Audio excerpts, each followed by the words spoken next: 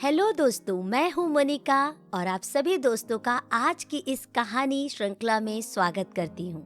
प्यारे दोस्तों, यदि आपने मेरी पुरानी कहानियों को नहीं सुना है तो ज़रूर सुने और जितने लोग इन कहानियों को दूसरों के साथ शेयर कर रहे हैं, लाइक कर रहे हैं, अपने कमेंट्स दे रहे हैं, उन सभी दोस्तों के लिए मैं दिल से धन्यवाद देती हूँ। और इस नए साल के नए अवसर पर आप सभी के लिए प्रभु की ओर से आशीष कहती हूँ। आज हम बाइबल की एक बहुत ही गहरी और आत्मा को छू लेने वाली कहानी पर मनन करेंगे।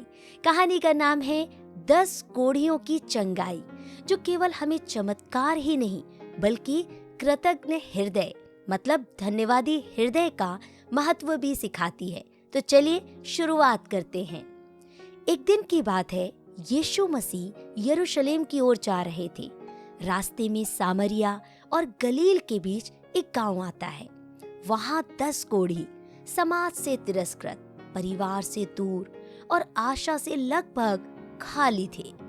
दूर खड़े होकर पुकार उठते हैं, हे यीशु, हे स्वामी, हम पर दया कर। यीशु उन्हें छूते नहीं हैं, बस एक वचन कहते हैं और आप जानते हैं उसका वचन सारी चीजों को परिवर्तित करने के लिए योग्य है, सक्षम है। जब उसका वचन आता है, चीजें बदलने लगती हैं, परिवर्तन होने लगता है। प्रभु यीशु मसीह ने एक वचन कहा, जाओ अपने आप को याजकों को दिखाओ, और जैसे ही वे चलते हैं वे शुद्ध हो जाते हैं। अब आता है इस कहानी का एक आत्मिक मोड़। 10 ने चंगाई पाई पर केवल एक लौट कर आया। वे ऊंचे शब्दों से परमेश्वर की महिमा करता हुआ यीशु मसीह के चरणों में गिर पड़ा और धन्यवाद देने लगा। और वह व्यक्ति एक सामरी था। जानते हैं दोस्तों, चंगाई 10 को मिली लेकिन लौटकर सिर्फ एक आया, और बाइबल कहती है वह एक सामरी था। यीशु मसीह पूछते हैं, क्या 10 शुद्ध नहीं हुए? फिर बाकी 9 कहाँ हैं? फिर कहते हैं, उठ चला जा, तेरे विश्वास ने तुझे चंगा किया है।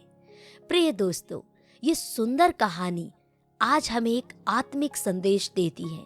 ये कहानी हमें सिखाती है कि चंगाई और उद्धार में अंतर है। 9 ने चंगाई पाई पर एक ने उद्धार भी पाया। कृतज्ञता मतलब धन्यवादी हृदय हमें यीशु मसीह के चरणों तक वापस लाता है।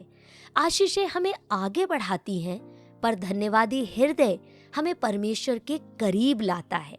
आपके जीवन में खुदा ने जो भी आशीषें दिया है उसके लिए प्रभु को धन्यवाद दें। एक धन्यवादी हृदय रखें, क्योंकि एक धन्यवादी हृदय आपको परमेश्वर के करीब बनाए रखेगा। परमेश्वर केवल समस्या का समाधान नहीं बल्कि आपके साथ एक घनिष्ठ संबंध चाहता है।